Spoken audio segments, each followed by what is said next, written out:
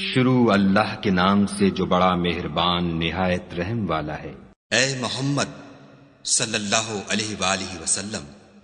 مجاہد لوگ تم سے غنیمت کے مال کے بارے میں دریافت کرتے ہیں کہ کیا حکم ہے؟ کہہ دو کہ غنیمت خدا اور اس کے رسول کا مال ہے، تو خدا سے ڈرو اور آپس میں صلح رکھو، اور اگر ایمان رکھتے ہو تو خدا اور اس کے رسول کے حکم پر چلو۔ مومن تو وہ ہیں کہ جب خدا کا ذکر کیا جاتا ہے تو ان کے دل ڈر جاتے ہیں، اور جب انہیں اس کی آیتیں پڑھ کر سنائی جاتی ہیں تو ان کا ایمان اور بڑھ جاتا ہے، اور وہ اپنے پروردگار پر بھروسہ رکھتے ہیں، اور وہ جو نماز پڑھتے ہیں اور جو مال ہم نے ان کو دیا ہے اس میں سے نیک کاموں میں خرچ کرتے ہیں، یہی سچے مومن ہیں، اور ان کے لیے پروردگار کے ہاں بڑے بڑے درجے اور بخشش اور عزت کی روزی ہے۔ ان لوگوں کو اپنے گھروں سے اس طرح نکلنا چاہیے تھا جس طرح تمہارے پروردگار نے تم کو تدبیر کے ساتھ اپنے گھر سے نکالا، اور اس وقت مومنوں کی ایک جماعت ناخوش تھی۔ وہ لوگ حق بات میں اس کے ظاہر ہوئے پیچھے تم سے جھگڑنے لگے، گویا موت کی طرف دھکیلے جاتے ہیں اور اسے دیکھ رہے ہیں۔ اور اس وقت کو یاد کرو جب خدا تم سے وعدہ کرتا تھا کہ ابو سفیان اور ابو جہل کے دو گروہوں میں سے ایک گروہ تمہارا مسخر ہو جائے گا، اور تم چاہتے تھے کہ جو قافلہ بے شان و شوکت یعنی بے ہتھیار ہے وہ تمہارے ہاتھ آ جائے، اور خدا چاہتا تھا کہ اپنے فرمان سے حق کو قائم رکھے اور کافروں کی جڑ کاٹ کر پھینک دے، تاکہ سچ کو سچ اور جھوٹ کو جھوٹ کر دے، گو مشرک ناخوش ہی ہوں۔ جب تم اپنے پروردگار سے فریاد کرتے تھے تو اس نے تمہاری دعا قبول کر لی اور فرمایا کہ تسلی رکھو، ہم 1000 فرشتوں سے جو ایک دوسرے کے پیچھے آتے جائیں گے تمہاری مدد کریں گے۔ اور اس مدد کو خدا نے محض بشارت بنایا تھا کہ تمہارے دل اس سے اطمینان حاصل کریں، اور مدد تو اللہ ہی کی طرف سے ہے، بے شک خدا غالب حکمت والا ہے۔ جب اس نے تمہاری تسکین کے لیے اپنی طرف سے تمہیں نیند کی چادر اڑا دی اور تم پر آسمان سے پانی برسا دیا تاکہ تم کو اس سے نہلا کر پاک کر دے اور شیطانی نجاست کو تم سے دور کر دے، اور اس لیے بھی کہ تمہارے دلوں کو مضبوط کر دے اور اس سے تمہارے پاؤں جمائے رکھے۔ جب تمہارا پروردگار فرشتوں کو ارشاد فرماتا تھا کہ میں تمہارے ساتھ ہوں، تم مومنوں کو تسلی دو کہ ثابت قدم رہیں، میں ابھی ابھی کافروں کے دلوں میں رعب و ہیبت ڈالے دیتا ہوں، تو ان کے سر مار کر اڑا دو اور ان کا پور پور مار کر توڑ دو۔ یہ سزا اس لیے دی گئی کہ انہوں نے خدا اور اس کے رسول کی مخالفت کی، اور جو شخص خدا اور اس کے رسول کی مخالفت کرتا ہے تو خدا بھی سخت عذاب دینے والا ہے۔ یہ مزہ تو یہاں چکھو اور یہ جانے رہو کہ کافروں کے لیے آخرت میں دوزخ کا عذاب بھی تیار ہے۔ اے اہل ایمان، جب میدان جنگ میں کفار سے تمہارا مقابلہ ہو تو ان سے پیٹھ نہ پھیرنا، اور جو شخص جنگ کے روز اس صورت کے سوا کہ لڑائی کے لیے کنارے کنارے چلے، یعنی حکمت عملی سے دشمن کو مارے یا اپنی فوج میں جا ملنا چاہے، ان سے پیٹھ پھیرے گا تو سمجھو کہ وہ خدا کے غضب میں گرفتار ہو گیا، اور اس کا ٹھکانہ دوزخ ہے، اور وہ بہت ہی بری جگہ ہے۔ تم لوگوں نے ان کفار کو قتل نہیں کیا بلکہ خدا نے انہیں قتل کیا، اور اے محمد صلی اللہ علیہ وآلہ وسلم، جس وقت تم نے کنکریاں پھینکی تھیں تو وہ تم نے نہیں پھینکی تھیں بلکہ اللہ نے پھینکی تھیں، اس سے یہ غرض تھی کہ مومنوں کو اپنے احسانوں سے اچھی طرح آزما لے، بے شک خدا سنتا جانتا ہے۔ بات یہ ہے کچھ شک نہیں کہ خدا کافروں کی تدبیر کو کمزور کر دینے والا ہے۔ کافروں، اگر تم محمد صلی اللہ علیہ وآلہ وسلم پر فتح چاہتے ہو تو تمہارے پاس فتح آ چکی۔ دیکھو، اگر تم اپنے افعال سے باز آ جاؤ تو تمہارے حق میں بہتر ہے، اور اگر پھر نافرمانی کرو گے تو ہم بھی پھر تمہیں عذاب کریں گے، اور تمہاری جماعت خواہ کتنی ہی کثیر ہو تمہارے کچھ بھی کام نہ آئے گی، اور خدا تو مومنوں کے ساتھ ہے۔ اے ایمان والو، خدا اور اس کے رسول کے حکم پر چلو اور اس سے روگردانی نہ کرو، اور تم سنتے ہو، اور ان لوگوں جیسے نہ ہونا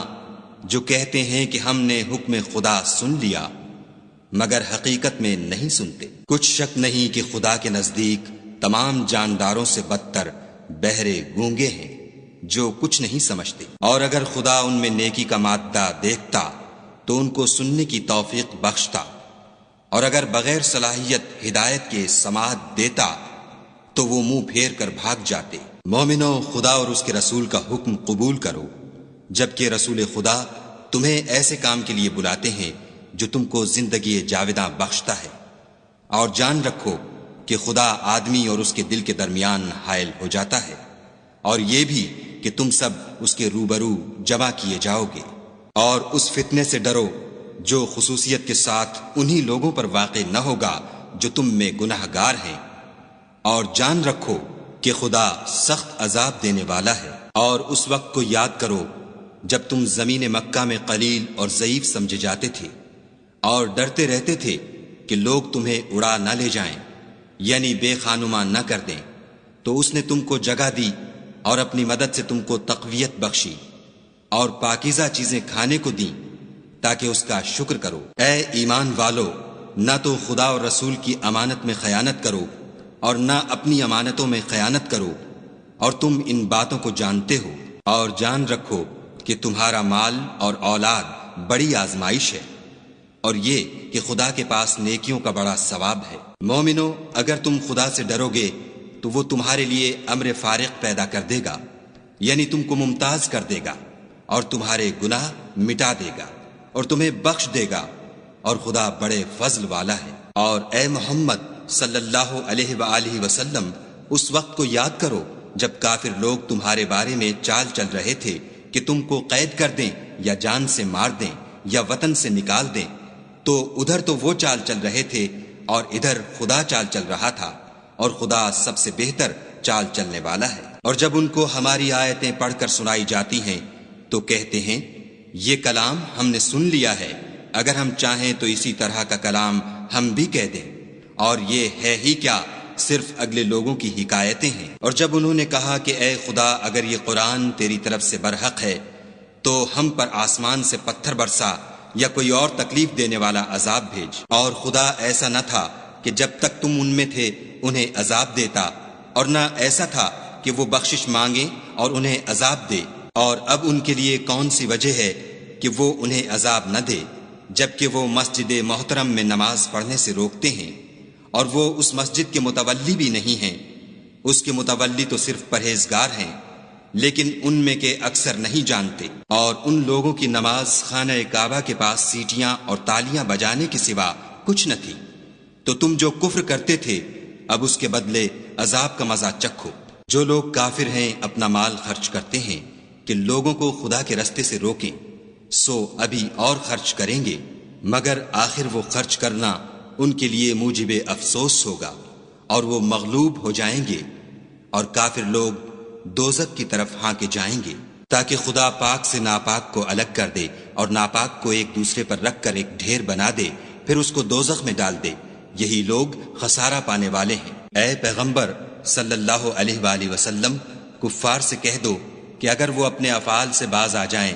تو جو ہو چکا وہ انہیں معاف کر دیا جائے گا، اور اگر پھر وہی حرکات کرنے لگیں گے تو اگلے لوگوں کا جو طریق جاری ہو چکا ہے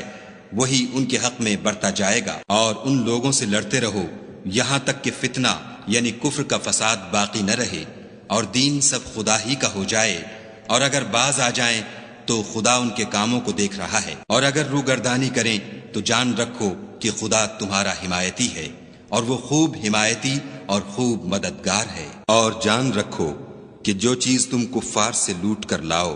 اس میں سے 5واں حصہ خدا کا اور اس کے رسول کا اور اہل قرابت کا اور یتیموں کا اور محتاجوں کا اور مسافروں کا ہے،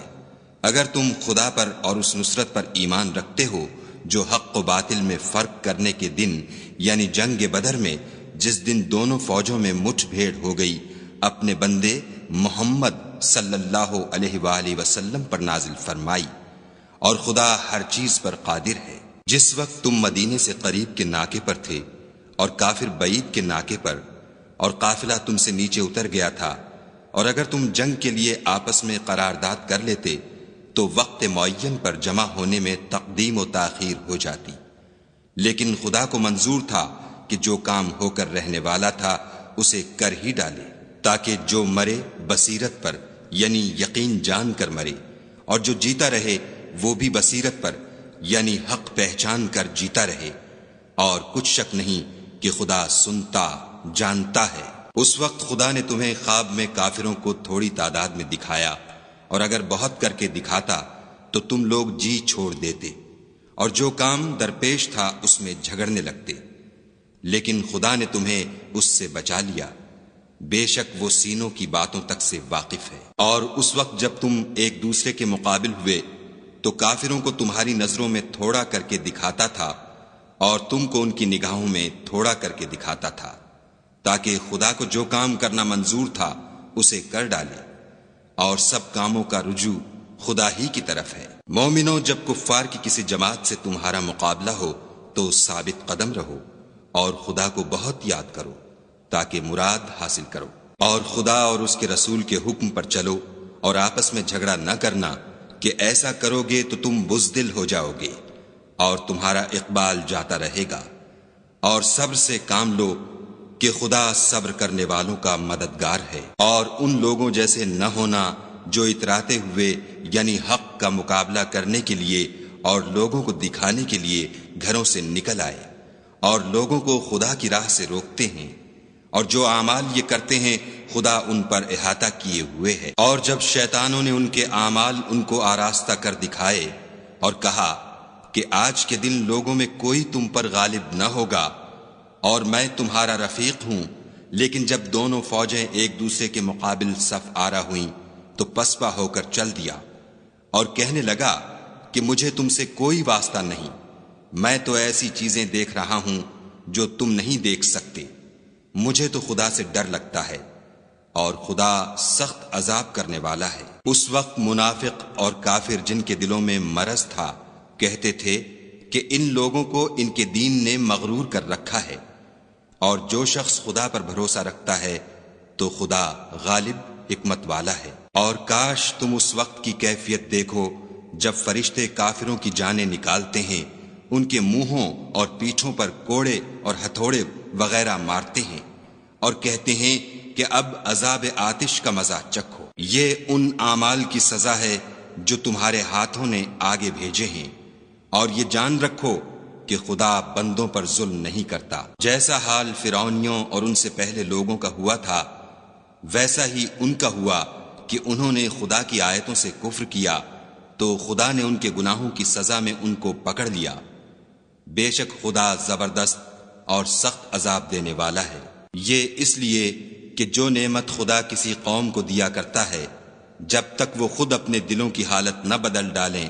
خدا اسے نہیں بدلا کرتا، اور اس لیے کہ خدا سنتا جانتا ہے۔ جیسا حال فرعونیوں اور ان سے پہلے لوگوں کا ہوا تھا ویسا ہی ان کا ہوا، انہوں نے اپنے پروردگار کی آیتوں کو جھٹلایا تو ہم نے ان کو ان کے گناہوں کے سبب ہلاک کر ڈالا اور فرعونیوں کو ڈبو دیا، اور وہ سب ظالم تھے۔ جانداروں میں سب سے بدتر خدا کے نزدیک وہ لوگ ہیں جو کافر ہیں، سو وہ ایمان نہیں لاتے۔ جن لوگوں سے تم نے صلح کا عہد کیا ہے پھر وہ ہر بار اپنے عہد کو توڑ ڈالتے ہیں اور خدا سے نہیں ڈرتے۔ اگر تم ان کو لڑائی میں پاؤ تو انہیں ایسی سزا دو کہ جو لوگ ان کے پسے پشت ہوں وہ ان کو دیکھ کر بھاگ جائیں، عجب نہیں کہ ان کو اس سے عبرت ہو۔ اور اگر تم کو کسی قوم سے دغا بازی کا خوف ہو تو ان کا عہد انہی کی طرف پھینک دو اور برابر کا جواب دو، کچھ شک نہیں کہ خدا دغا بازوں کو دوست نہیں رکھتا۔ اور کافر یہ نہ خیال کریں کہ وہ بھاگ نکلے ہیں، وہ اپنی چالوں سے ہم کو ہرگز عاجز نہیں کر سکتے۔ اور جہاں تک ہو سکے فوج کی جمعیت کے زور سے اور گھوڑوں کے تیار رکھنے سے ان کے مقابلے کے لیے مستعد رہو کہ اس سے خدا کے دشمنوں اور تمہارے دشمنوں اور ان کے سوا اور لوگوں پر جن کو تم نہیں جانتے، اور خدا جانتا ہے ہیبت بیٹھی رہے گی۔ اور تم جو کچھ راہ خدا میں خرچ کرو گے اس کا ثواب تم کو پورا پورا دیا جائے گا، اور تمہارا ذرا نقصان نہ کیا جائے گا۔ اور اگر یہ لوگ صلح کی طرف مائل ہوں تو تم بھی اس کی طرف مائل ہو جاؤ، اور خدا پر بھروسہ رکھو، کچھ شک نہیں کہ وہ سب کچھ سنتا اور جانتا ہے۔ اور اگر یہ چاہیں کہ تم کو فریب دیں تو خدا تمہیں کفایت کرے گا، وہی تو ہے جس نے تم کو اپنی مدد سے اور مسلمانوں کی جمعیت سے تقویت بخشی اور ان کے دلوں میں الفت پیدا کر دی۔ اور اگر تم دنیا بھر کی دولت خرچ کرتے تب بھی ان کے دلوں میں الفت پیدا نہ کر سکتے، مگر خدا ہی نے ان میں الفت ڈال دی، بے شک وہ زبردست اور حکمت والا ہے۔ اے نبی، خدا تم کو اور مومنوں کو جو تمہارے پیرو ہیں کافی ہے۔ اے نبی، مسلمانوں کو جہاد کی ترغیب دو۔ اگر تم میں 20 آدمی ثابت قدم رہنے والے ہوں گے تو 200 کافروں پر غالب رہیں گے، اور اگر 100 ایسے ہوں گے تو 1000 پر غالب رہیں گے، اس لیے کہ کافر ایسے لوگ ہیں کہ کچھ بھی سمجھ نہیں رکھتے۔ اب خدا نے تم پر سے بوجھ ہلکا کر دیا اور معلوم کر لیا کہ ابھی تم میں کسی قدر کمزوری ہے، پس اگر تم میں 100 ثابت قدم رہنے والے ہوں گے تو 200 پر غالب رہیں گے، اور اگر 1000 ہوں گے تو خدا کے حکم سے 2000 پر غالب رہیں گے، اور خدا ثابت قدم رہنے والوں کا مددگار ہے۔ پیغمبر کو شایع نہیں کہ اس کے قبضے میں قیدی رہیں جب تک کافروں کو قتل کر کے زمین میں کثرت سے خون نہ بہا دے۔ تم لوگ دنیا کے مال کے طالب ہو اور خدا آخرت کی بھلائی چاہتا ہے، اور خدا غالب حکمت والا ہے۔ اگر خدا کا حکم پہلے نہ ہو چکا ہوتا تو جو فدیہ تم نے لیا ہے اس کے بدلے تم پر بڑا عذاب نازل ہوتا۔ تو جو مال غنیمت تمہیں ملا ہے اسے کھاؤ کہ وہ تمہارے لیے حلال طیب ہے، اور خدا سے ڈرتے رہو، بے شک خدا بخشنے والا مہربان ہے۔ اے پیغمبر، جو قیدی تمہارے ہاتھ میں گرفتار ہیں ان سے کہہ دو کہ اگر خدا تمہارے دلوں میں نیکی معلوم کرے گا تو جو مال تم سے چھن گیا ہے اس سے بہتر تمہیں عنایت فرمائے گا، اور تمہارے گناہ بھی معاف کر دے گا، اور خدا بخشنے والا مہربان ہے۔ اور اگر یہ لوگ تم سے دغا کرنا چاہیں گے تو یہ پہلے ہی خدا سے دغا کر چکے ہیں، تو اس نے ان کو تمہارے قبضے میں کر دیا، اور خدا دانا حکمت والا ہے۔ جو لوگ ایمان لائے اور وطن سے ہجرت کر گئے اور خدا کی راہ میں اپنے مال اور جان سے لڑے وہ،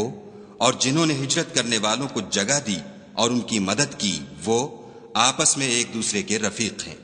اور جو لوگ ایمان تو لے آئے لیکن ہجرت نہیں کی تو جب تک وہ ہجرت نہ کریں تم کو ان کی رفاقت سے کچھ سروکار نہیں، اور اگر وہ تم سے دین کے معاملات میں مدد طلب کریں تو تم کو مدد کرنی لازم ہے، مگر ان لوگوں کے مقابلے میں کہ تم میں اور ان میں صلح کا عہد ہو، مدد نہیں کرنی چاہیے، اور خدا تمہارے سب کاموں کو دیکھ رہا ہے۔ اور جو لوگ کافر ہیں وہ بھی ایک دوسرے کے رفیق ہیں۔ تو مومنو، اگر تم یہ کام نہ کرو گے تو ملک میں فتنہ برپا ہو جائے گا اور بڑا فساد مچے گا۔ اور جو لوگ ایمان لائے اور وطن سے ہجرت کر گئے اور خدا کی راہ میں لڑائیاں کرتے رہے، اور جنہوں نے ہجرت کرنے والوں کو جگہ دی اور ان کی مدد کی، یہی لوگ سچے مسلمان ہیں، ان کے لیے خدا کے ہاں بخشش اور عزت کی روزی ہے۔ اور جو لوگ بعد میں ایمان لائے اور وطن سے ہجرت کر گئے اور تمہارے ساتھ ہو کر جہاد کرتے رہے، وہ بھی تمہیں میں سے ہیں، اور رشتہ دار خدا کے حکم کی روح سے ایک دوسرے کے زیادہ حقدار ہیں۔ کچھ شک نہیں کہ خدا ہر چیز سے واقف ہے۔